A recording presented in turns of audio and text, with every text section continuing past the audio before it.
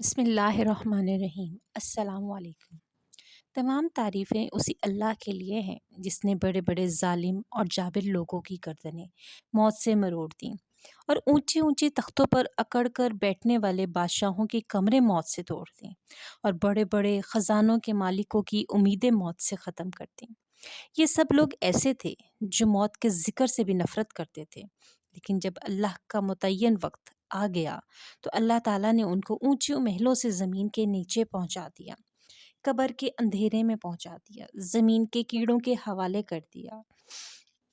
تو جب ہر شخص کو موت پیش آنے والی ہے اور مٹی میں جا کر ملنا ہے، قبر کی کیڑوں کا ساتھی بننا ہے اور منکر نکیر کے سوالوں سے واسطہ پڑنا ہے اور زمین کے نیچے مدتوں رہنا ہے اور وہاں بہت ہی طویل ٹھکانا ہے، پھر قیامت کا سخت منظر بھی دیکھنا ہے، اس کے بعد معلوم نہیں کہ ہمیں جنت میں جانا ہے یا دوزخ ٹھکانا ہے، تو یہ نہایت ضروری ہے کہ موت کا فکر ہر وقت آدمی پر غالب رہے۔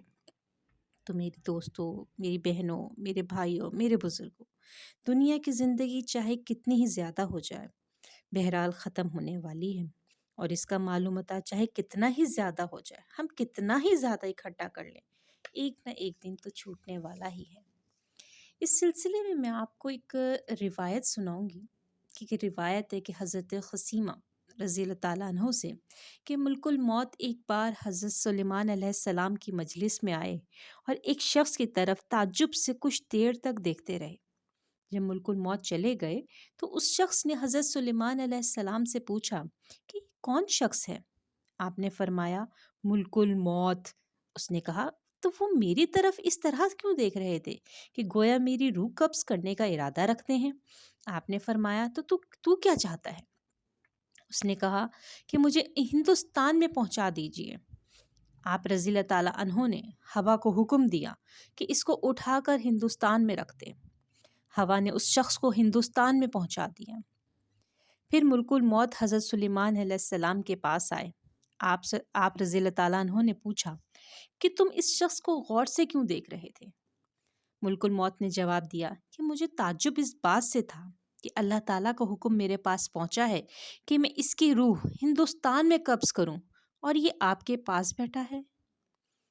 تو جس کی موت جہاں لکھی تھی قدرت نے اس کو وہیں پہ پہنچا دیا۔ تو دیکھیں موت بہرحال آنی ہے، جہاں بھی چلے جاؤ موت نے آپ کو پکڑنا ہے۔ تو میرے بہن بھائیوں، میرے مسلمانوں، میری عزیز بہنوں، اپنے اعمالوں کو درست کیجیے۔ اللہ تعالی ہمارا حامی و ناصر ہو۔